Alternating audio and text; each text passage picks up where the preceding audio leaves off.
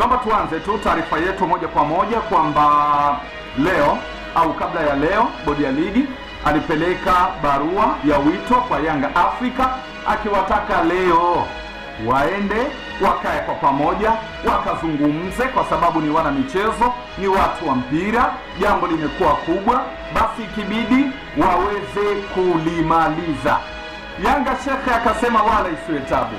Wote tunafahamu rais wa Yanga kwa sasa hayupo, manake namzungumzia injinia, kashindwa kuwahi kikao, lakini makamu wa rais Arafati yeye akakuwepo pamoja na baadhi ya wajumbe wengine ndani ya klabu hiyo ya Yanga Afrika.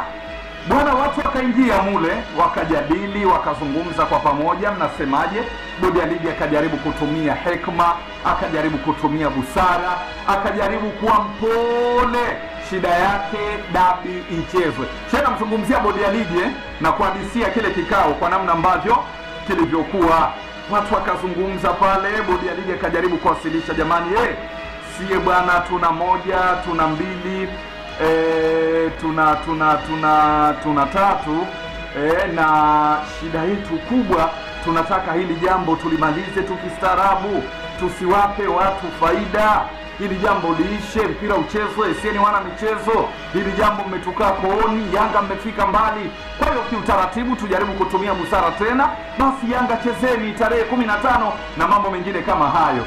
Baada ya bodi ya ligi kuzungumza kwa upole, akitaraji huruma kutoka kwa Yanga Afrika, Yanga akamwambia sawa, wala isiwe shida, sisi dabi tumekubali, manake tutaicheza, lakini kabla ya kucheza dabi, sasa najaribu kunukuu, Yanga Afrika anasema kabla ya kucheza dabi, sisi bwana tuna mambo yetu au tuna matakwa yetu, tunataka haya muyafuate. Yani hapa ndo tutajua kama kweli mnataka tucheze dabi, na matakwa yetu sisi ni manne. Kama mtayafuata, basi Yanga Afrika panapo na majaliwa ya kwake Allah tutacheza dabi. Tena sio tarehe 15, mtapanga tarehe nyingine ya dabi, Yanga tutacheza dabi. Bodi ya ligi Shekhe unaambiwa kakaa mkao wa kula, mwenye kinywaji pale kama maji au chochote akajaribu kwanza kupiga mafunda mawili kwa ajili ya kwenda kumsikia Yanga anasemaje. Yanga akasema mimi na mambo manne, ikitokea yametekelezwa haya, basi naomba tupangiwe tarehe nyingine tukacheze Kariakoo dabi. Wakasema jambo la mwanzo ambalo sisi Yanga Afrika tunalitaka, kwanza tunataka kamati ya usimamizi na uendeshaji ya bodi ya ligi ivunjwe. Shati namba 1 Shekhe la Yanga hilo la kucheza dabi. Kama kweli mnataka tucheze dabi, manake kamati ya usimamizi na uendeshaji ya bodi ya ligi, hii kamati hii sisi Yanga tunataka ivunjwe ili tucheze dabi. Hilo ni moja. Lakini Yanga akasema jambo la pili ambalo sisi Yanga tunakutaka wewe, kwa bahati nzuri alikuwepo, tunakutaka wewe afisa mtendaji mkuu wa bodi ya ligi, yani CEO wa bodi ya ligi, Almas Kasongo, ujiuzulu. Manake ukitekeleza sharti la pili, tunakuwa tunazidi kurahisika kwa ajili ya kucheza dabi. Kumbuka kuna mambo manne, Almas Kasongo ajiuzulu. Watu wakaendelea kusikiliza Shekhe ambayo hawakuyatarajia. Yanga akasema jambo la tatu, tunataka katibu mkuu wa shirikisho la soka Tanzania TFF Wilfred Kidau ajiuzulu. Manake akijiuzulu na Kidau, Yanga tunazidi kuvutika kwa ajili ya kucheza mechi. Lakini jambo la 4, tunataka kuona bodi ya ligi inakuwa huru. Hayo manne Yanga Afrika sisi tutacheza. Shehe, hayo kuzungumza mimi nilikuwa najaribu kunukuu, lakini tuungane kidogo na Almas Kasongo, huyu CEO wa bodi ya ligi ambaye alitakiwa, yeye ndo mtendaji mkuu huyu wa bodi ya ligi ambao Yanga wametaka ajiuzulu. Sasa hapa mwenyewe anajaribu kuelezea mambo manne Yanga walioomba kwao ili wacheze dabi. Kwa hiyo kwenye kikao chetu wenzetu wamekuja na mambo manne. Wenzetu wamekuja na mambo manne ambayo sisi kama bodi, kama secretariat tuna wajibu ya kupokea na kuyachakata. Sio kupokea tu, tunapokea na kuyachakata, na yale ambayo mnaona kwamba yako ndani ya skopu ya bodi ya ligi kuu, kwa maana kuyafanyia maamuzi, basi tunayafanyia maamuzi. Kwa yale ambayo tutaona kwamba yako nje ya uwezo wetu, basi tutapeleka kwenye mamlaka husika ili yaweze kufanyiwa kazi na yafanyiwe maamuzi pia. Kwa hiyo kwenye mambo manne, jambo la kwanza ambalo tumepokea kutoka kwa wenzetu baada ya majadiliano marefu, azimio la kwanza ni kuvunjwa kwa kamati ya usimamizi na uendeshaji ya bodi ya ligi kuu. Sisi sote ni mashuhuda, kila baada ya mizunguko kuna kamati ambayo ipo kwa mujibu wa kanuni tulizojiwekea. Ukisoma governing regulation ambayo hii ina govern utendaji wa kila siku wa bodi, unaweza ukaona kwamba imetaja kwamba kutakuwa na kamati ambayo imekasimiwa madaraka kwa ajili ya kusimamia na kuendesha ligi. Lakini ukienda kwenye kanuni pia imezungumzwa. Kwa hiyo hilo lilikuwa ni ombi lao ama takwa lao ambalo wameliwasilisha leo. Jambo la pili ni kujiuzuru kwa afisa mtendaji mkuu. Jambo la tatu kujiuzuru kwa katibu mkuu wa shirikisho la mpira wa miguu Tanzania, na jambo la nne ni kuona kwamba bodi ya ligi kuu Tanzania inakuwa huru, kwa maana inakuwa inakuwa chombo huru, inakuwa legal entity. Itoshe kusema kwamba secretariat pamoja na uongozi wa bodi ya ligi kuu Tanzania, kwa sababu kwenye kikao alikuwepo mwenyekiti wa bodi, alikuwepo makamu mwenyekiti wa bodi, alikuwepo mjumbe wa management committee ambayo imekasimiwa madaraka na mkutano mkuu kuweza kusimamia utendaji wa kila siku wa bodi ya ligi kuu. Tumepokea. Itoshe kusema kwamba tumepokea, na ukitazama kwa mujibu wa governing regulation tuliyokuwa nayo, haya mambo yote manne unaweza ukaona kwamba yako out of scope, yani yako nje ya uwezo wa bodi ya ligi kuu kuweza kuyapokea, kuyajadili na kuyatolea uamuzi. Kwa mujibu wa muundo tuliokuwa nao wa usimamizi na uendeshaji wa ligi, haya mambo yote manne ukiondoa hili jambo moja la kwanza ambalo liko ndani ya uwezo wa mwenyekiti wa bodi, haya mambo matatu yaliyobaki, tafsiri yake mamlaka ambazo zinaweza zikayapokea, kuyachakata na kuyafanyia maamuzi ni kamati ya utendaji ya shirikisho la mpira wa miguu na mkutano mkuu wa shirikisho la mpira wa miguu Tanzania. Kwa hiyo tumewaambia wenzetu kwamba tumeyapokea kwa nia njema, kwa nia ya kujenga. Tutayawasilisha kwenye mamlaka husika ili yaweze kuyafanyia kazi, na baada ya hapo basi tutawajulisha kama ambavyo tulivyokutana leo na kujadili mambo yetu ya msingi. Kwa hiyo kwa ufupi sana, hayo ndio mambo ambayo tuliyajadili leo, na kama nilivyotangulia kusema kwamba sisi kwa haya waliyoleta, wajibu wetu ni kuyapokea kwa sababu hatuna mandate nayo, yako nje ya uwezo wetu. Haya bwana, ni Almas Kasongo huyo CEO wa bodi ya ligi akijaribu kuzungumzia pia yale baadhi waliopata kuzungumza pia kwa upande wa siku ya leo, lakini pia akikiri kwamba wameyapokea na watawajibu pia wizi wao bila shaka Yanga Afrika. Kuna mengi katika sakata la bodi ya ligi na Yanga Afrika, na kama tutataka kila kitu, tafsiri yake ni kwamba kwa saa letu moja hili maana yake halitoshi. Niwie radhi pia msikilizaji nikiwa najaribu kufupisha baadhi ya mambo. Bwana Kasongo akaulizwa vipi baada ya yote hayo, wewe unasemaje kuhusiana na dabi tarehe 15 ipo? Huyu hapa Almas Kasongo. Kwetu sisi kwa haya ambayo yamekuja, tafsiri yake ni kwamba so far ratiba yetu ipo kama ilivyopangwa. Na kwa sababu gani?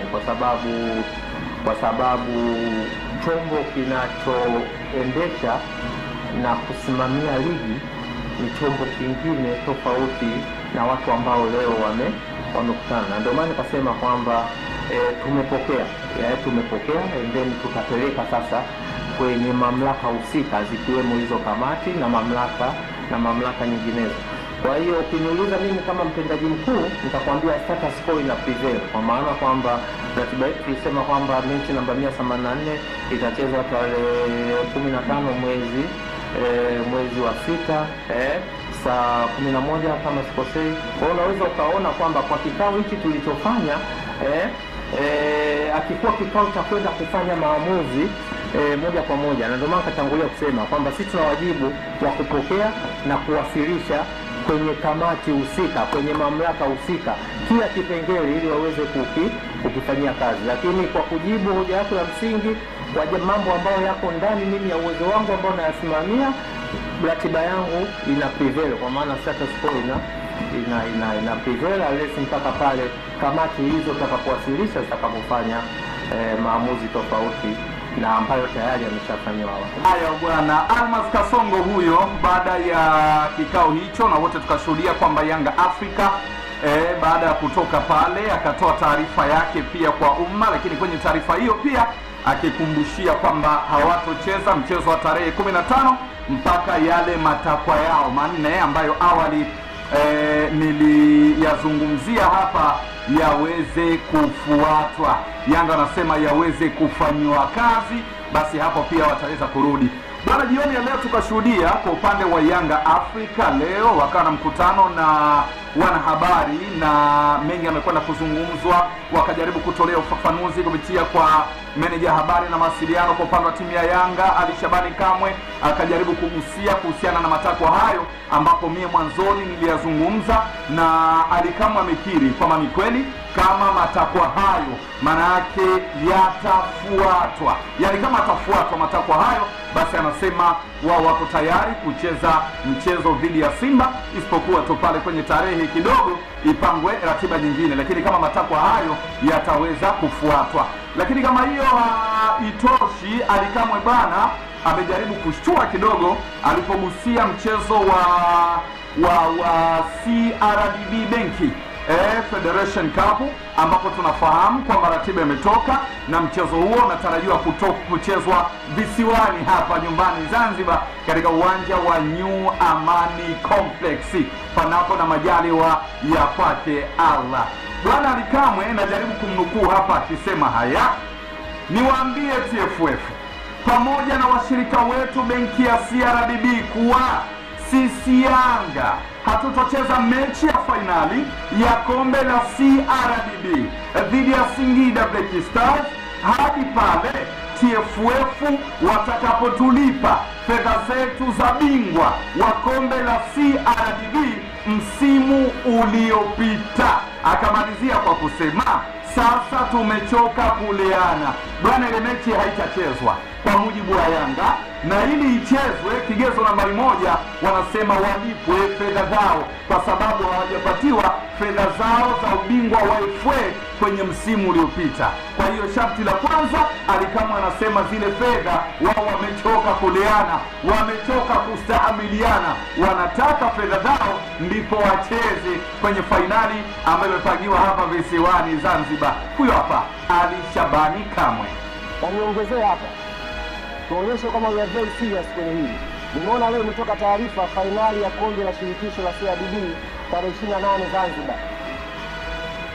Niambie ofisi ya katibu mkuu wa TFF na tuwaambie wenye mashindano haya benki ya CRDB, klabu ya Yanga haitacheza mchezo huo wa fainali kama hatujalipwa pesa yetu ya ubingwa msimu uliopita. Iko very clear. Mpaka naje tumeelewana kwa muda mrefu hapa. Kama hatujalipwa deni letu, haki yetu ya ubingwa ya kombe la shirikisho la CRDB msimu uliopita, Yanga haitacheza hiyo mechi, na huko pia hatuchezi. Very clear. Haya bwana, huo ndio msimamo wa Yanga Africa. Bwana, Yanga anadai na kumbe jamaa wanadaiwa bwana fedha hizo za msimu uliopita, Yanga akisisitiza kwamba alipwe fedha hizo. Lakini nilikuwa najaribu kufuatilia pia kuhusiana na hao Yanga Africa, kuna maneno pia Ali Kamwe amejaribu kuweza kuweka wazi pale kwamba bwana hawaja yasema wote, yani ya bodi ya ligi kuna mambo yanaendelea. Nilikuwa najaribu kufuatilia kwenye kikao cha leo na bodi ya ligi Yanga bwana, nimejaribu kuulizia ripoti ya ule tuseme uchunguzi uliofanywa hadi sasa, yani mwenyekiti, yani watu wa bodi pale wakaulizwa, jamani bodi ya ligi mmefikia wapi kwenye ile, tunataka ripoti yani uchunguzi ambao umefanya bwana bodi ya ligi, yani TPLB, kwa mujibu wa taarifa ikasema kwamba ripoti hiyo ipo ya kilichotokea Machi 8, lakini ni siri kwa mujibu wa taarifa. Naomba nimnukuu kwanza. Alikamwe anasema, sisi Yanga tuliuliza bodi ya ligi ipo wapi ripoti ya uchunguzi uliofanya mechi kuahirishwa, na tulijibiwa sisi kuwa ripoti ipo tayari, ila ni siri kwa sababu kuna kiongozi mkubwa wa serikali alipiga simu kwa walinzi wa uwanja wa Benjamin Mkapa kwamba geti lisifunguliwe Machi 7 usiku. Alikamwe anasema, yani bodi ya ligi imesema kwamba ripoti ipo, lakini kilichotokea Machi 8 ni siri kwa sababu kuna kiongozi wa siri alipiga simu geti la Benjamin Mkapa lisifunguliwe Machi 7. Kiongozi gani shekhe, na ilikuwaje?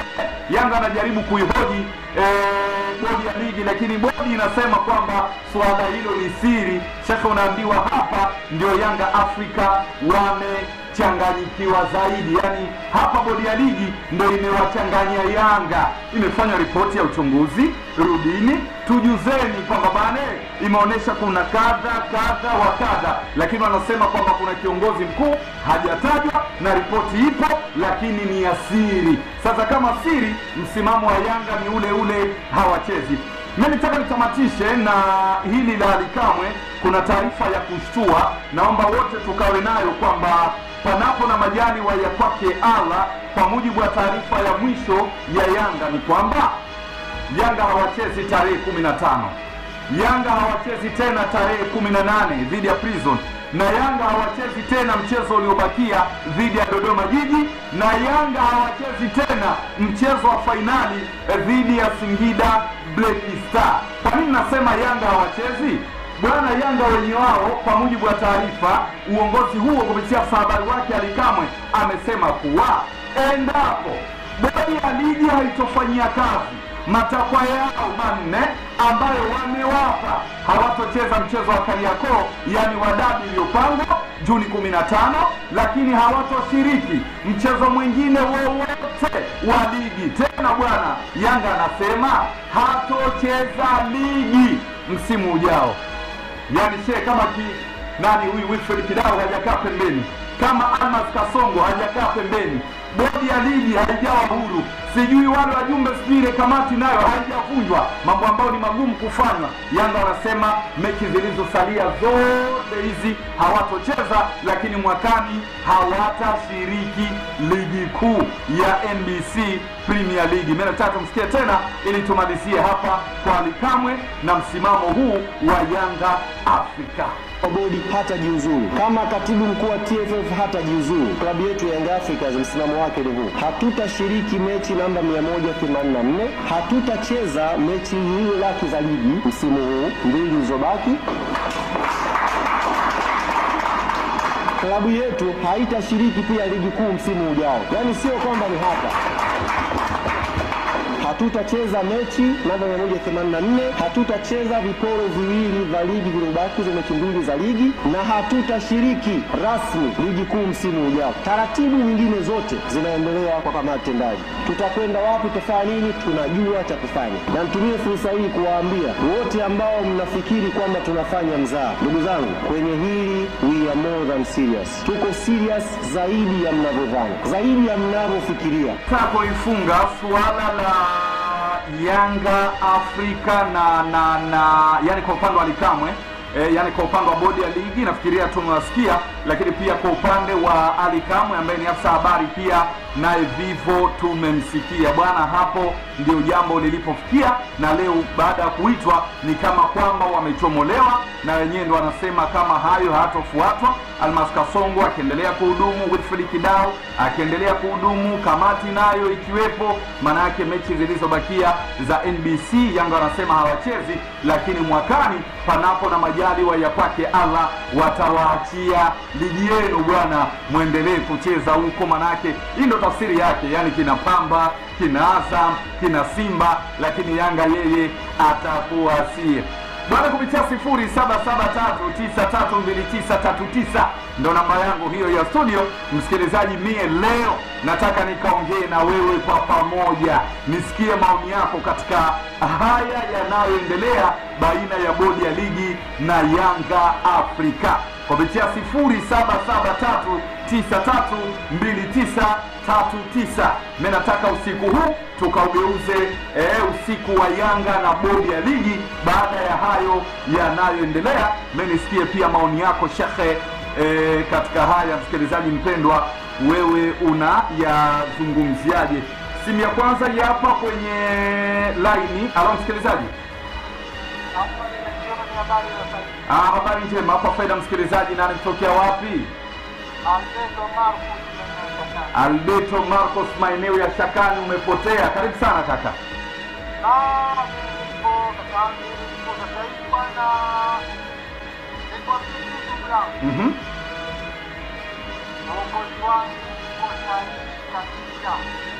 Upi wa bodi ya ligi? Uongozi wa Yanga. Okay. Kwa sababu unajua kweli unaona kama wanatokania, yani labda wanaona masiara.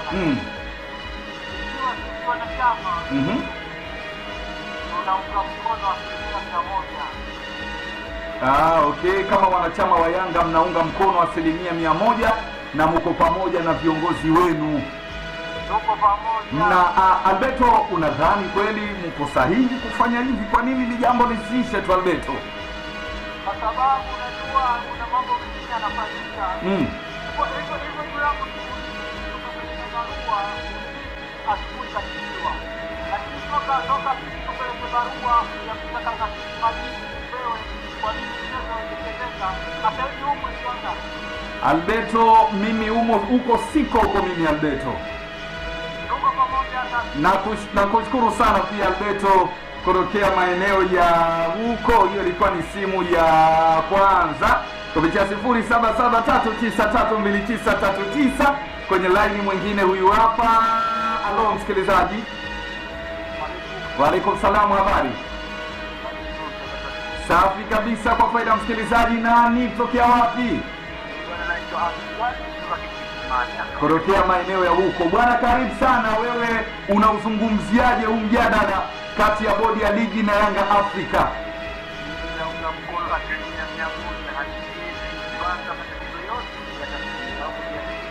Unadhani kujiuzulu kwa baadhi ya viongozi wa bodi ya ligi na TFF ndio suluhisho la tatizo hili? Mnachotaka ni haki na mmenyimwa haki.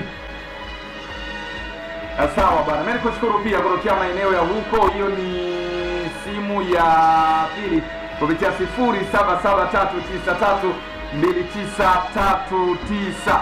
Mimi nakwenda kupokea simu nyingine hii hapa kwa faida ya msikilizaji tu. Halo. Halo, salamu alaykum. Wa alaykum salaam, habari?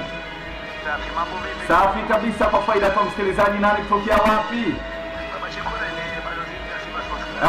Baba Chikwende, balozi mpya wa Simba. Bwana karibu sana. Nashukuru sana, lakini hao jamaa zetu mbona wanataka kurukia huko Tanzania jamani? Kwa nini Baba Chikwende? Sasa mambo gani wanataka kufanyia? Kwa sababu kama ilikuwa na hela zao, mbona siku zote hawajui kwa maana wana hela hao jamaa? Si wamechomolewa? Wamechomolewa, lakini si tutotokea msimu ambao umepita. Kwani haki yao ipo bado, fedha ni yao Baba Chikwende, na hawajapatiwa wanasema. Hamna, ilikuwa dai kabla ya msimu wa mchezo wetu sisi hapa, lakini wamekuja kudai hela baada ya mchezo wetu sisi kupangwa. Alikama anasema wamechoka mambo ya kuleana, pengine kila wakiomba wanaambiwa subiri, wanahisi muda sasa ndio huu. Na kwa nini wasichomoe tokea mwanzo? Wanakuja kuchomoa sasa hivi kwa sababu ndio imepangwa dabi. Wanasema baada ya kutoka ratiba, kwa hiyo kabla hawajacheza mechi hiyo haki yao wapatiwe. Sisi hatutaki mambo hayo kwa sababu anatuletea ushamba kwenye mpira wetu wa Tanzania. Kwa hiyo Baba Chikwende, hicho anachokifanya Yanga ni ushamba. Ushamba mkubwa sana kwa sababu ilikuwa wanaitokea hapo msimu imepita, atokea msimu wote huu. Tukiacha fedha, unadhani Yanga kuwataka baadhi ya viongozi kujiuzulu kwako ni sahihi? Hamna, sio sahihi kabisa. Sio sahihi kabisa. Kwa nini Baba Chikwende? Mimi napendelea sana kwamba viongozi hawawezi kujiuzulu hata siku moja. Kwa hiyo mtu hawezi kutoka kwenye ugali wake Hata siku moja. kwa timu moja tu kubwa Yanga Afrika.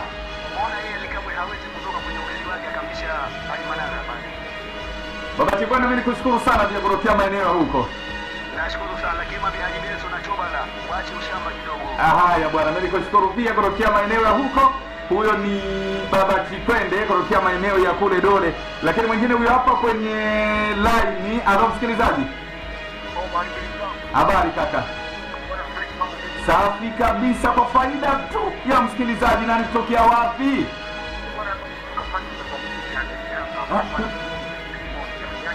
Safi kabisa, kutoka Tanga. Bwana, umelisikia hili swala hili leo kwa namna ambavyo limeendelea baina ya bodi ya ligi na msimamo wa Yanga Afrika?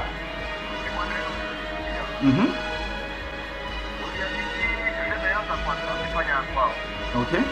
Wameongea kwao na yao kazi. Sasa. Nimesema hayo unajua. Hayo mambo yote ya fainali ya nani wao yamekuja baada ya upigizi wa hapa jana wa Majarena. Sasa mimi nilipanda mambo yote ya. Haya watu wakiingiza naja ndio mambo yanakuja kutokea. Wanachoona Yanga ukicheza dabi huko mbele hayana nguvu tena, lakini muda huu kabla mchezo ndo unawatikisa. Sasa ndani ya Yanga watacheza maeneo gani? Kwa sababu na uhakika hiyo bodi ya ligi hakuna atakayetoka hata mmoja. Kama hawajatoka Yanga hawachezi na msimu ujao hawashiriki ligi. Basi ndio watashushwa sasa kwa kama ile timu ya Majimaji kutokea. Kwa hiyo nini rai yako katika hili?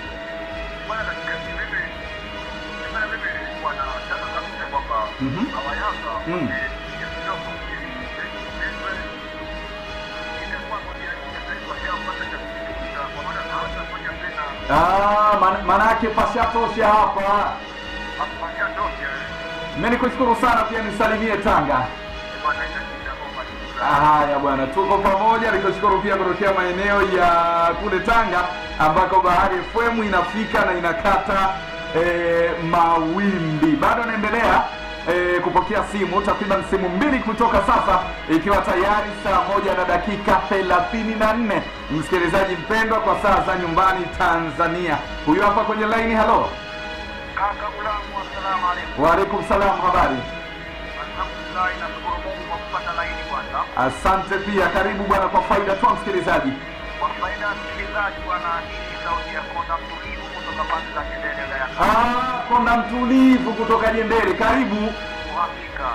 Unajua kuna siku mama alisema mama yetu Samia ile Yanga nyingine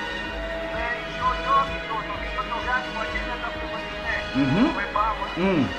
Sasa na sisi tunajua katika bodi ya ligi timu ambayo sana tunabeba Simba na Yanga na pia vile ile kama hatudia mchezo na kama hatudia watu wajie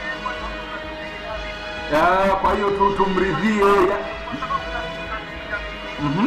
bodi ya ligi wewe kama ni nani? Yanga Africa. Wewe Yanga Africa kama ni nani? Lakini wewe umekuja na hivi, unatoka na hivi, kila kitu mambo hayeshi. Umefahamu? Watu wajeni kilazimishe kufanya kitu kingine. Kwa hiyo ligi yetu sio lazima uwe na Yanga kweli? Lazima wapi? Kwani kama Yanga haipo unacheza timu zinaingia uwanjani? Bwana Konda Mtulivu, mimi nikushukuru kutokea huko. Haya bwana, Konda Mtulivu huyo kutokea maeneo ya kule Jendele. Sawa bwana, kwa uoni wako. Dakika ya 36 msikilizaji mpendwa, hata mngeweza kutimu kwa majira haya ya saa 1 kwa saa za nyumbani Tanzania. Simu nyingine hapa kwenye line. Halo, habari?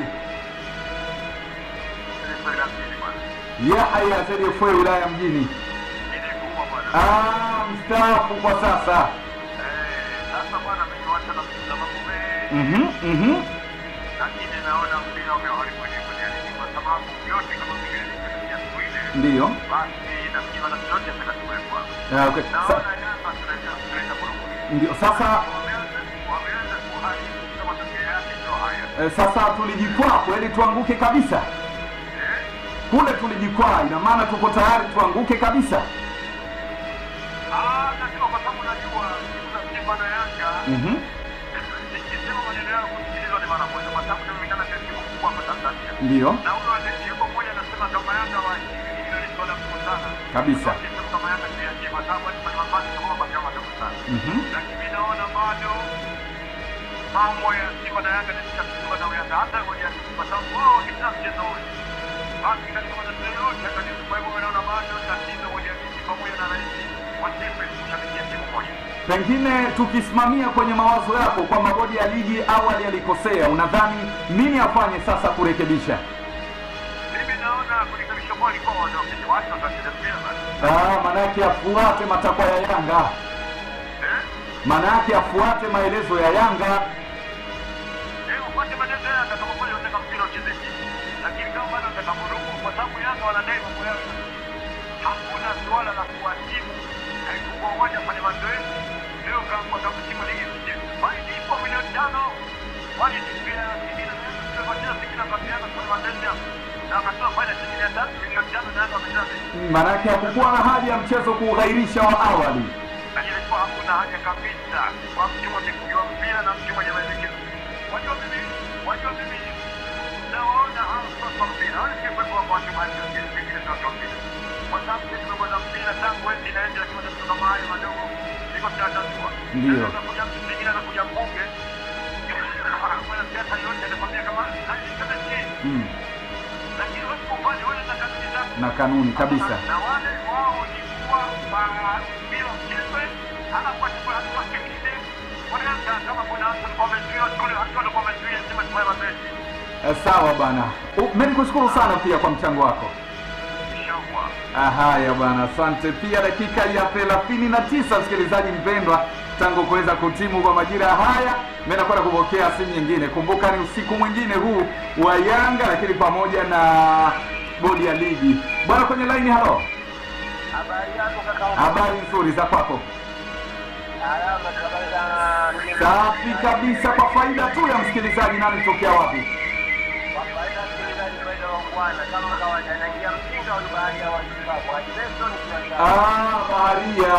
Baharia, karibu sana. Karibu Baharia. Haya, asante sana. Mimi kwanza leo naisifu sana kamati yetu ya bodi ya Yanga.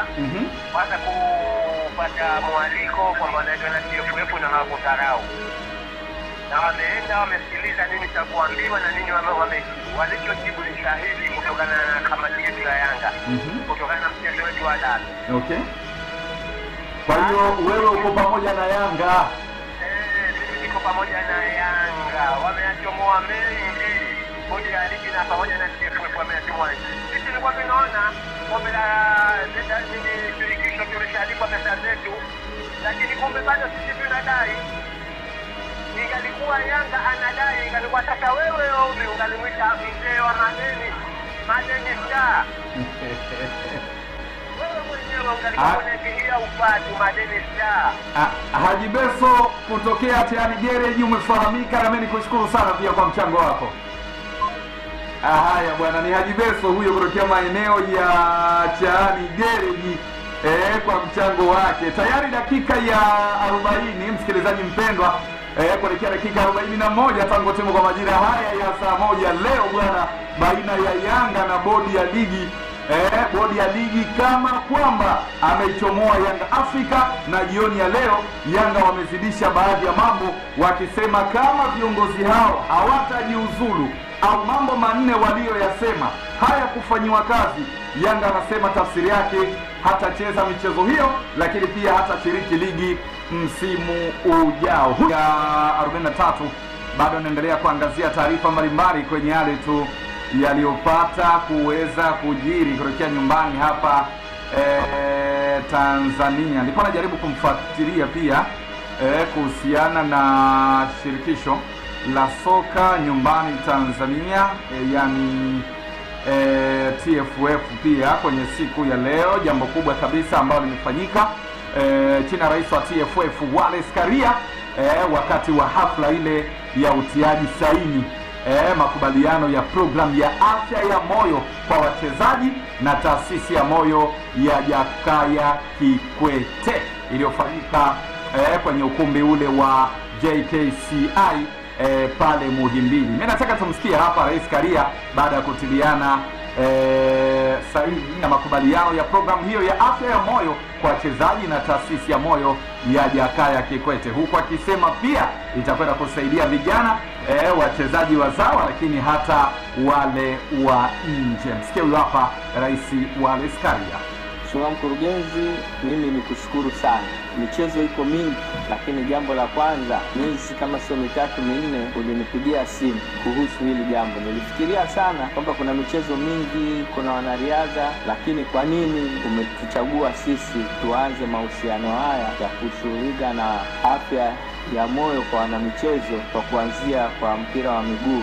Ni jambo jema sana. Asante sana na kushukuru sana. Kuanzisha programu ya moyo wa michezo, sports cardiology program hapa nchini, hii itakuwa ni ndoto ambayo inakwenda kutimia katika kipindi muhimu sana katika historia ya michezo nchini kwetu. Kama mnavyojua, tutaandaa mashindano ya Chani 2025 kwa kushirikiana na wenzetu wa Uganda na Kenya, lakini pia tutaandaa AFCON 2027. Niwajulishe kwamba kabla ya kuandaa mashindano ya kuna ziara na tafiti mbalimbali zilifanyika, na mojawapo ya ukaguzi ule na zile ziara ilikuwa ni kwenye hospitali yetu ya taifa ya Muhimbili pamoja na hospitali ya Mnazi Mmoja Zanzibar. Sema kweli, timu ile kwa maelezo waliotoa na aliyekuwa mkurugenzi wa hospitali ya Muhimbili Profesa Janabi na mipango ya baadaye ya hospitali yetu hii yaliwavutia sana, lakini pia kama hayo yalifanyika pia kwenye hospitali ya Mnazi Mmoja kule Zanzibar. Kwa hiyo walitoka na kwamba Tanzania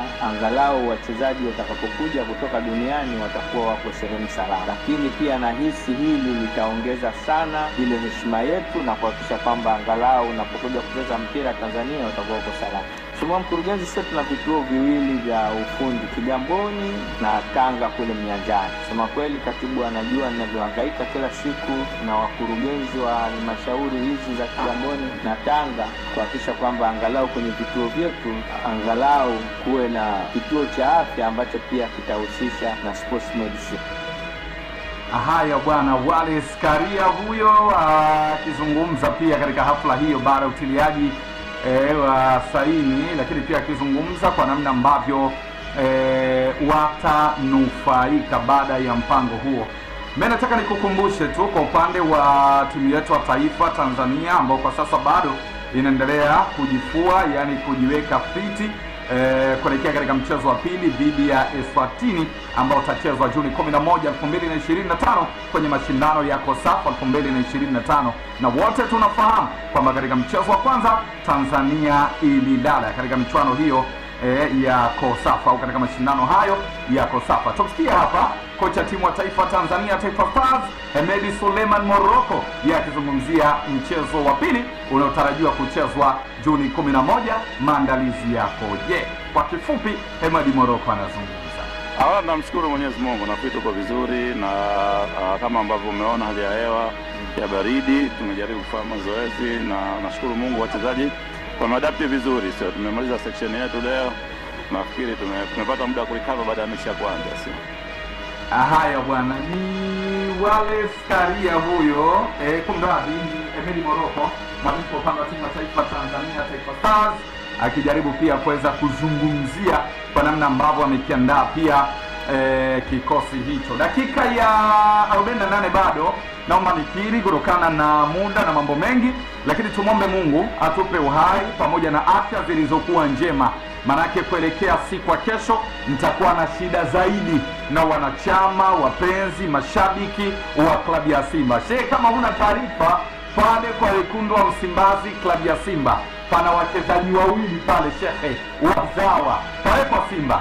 Yani hawa wachezaji sio mali ya Simba, lakini kwa sasa wapo Simba. Mimi nitarudi kuja kukuhadithia pale Simba wanafanya nini, na kwa mujibu wa taarifa ambayo Gulam niko nayo, ikitokea benchi la ufundi la klabu ya Simba likapendezwa na wao wachezaji hao, basi itoshe kusema kwamba kuelekea mwakani, panapo na majaliwa ya kwake Allah, rasmi watakuwa ni wachezaji halali wa Simba. Kuelekea kwenye siku ya kesho, mentarudi na kwenda kukwambia ni nani na nani, lakini kesho hiyo hiyo Allah atakaporidhia, nitakuja kukudokeza tena au nitakuja kukusimulia yale yanayoendelea baina ya Yanga Afrika na Mwamba Clatous Chota Chama.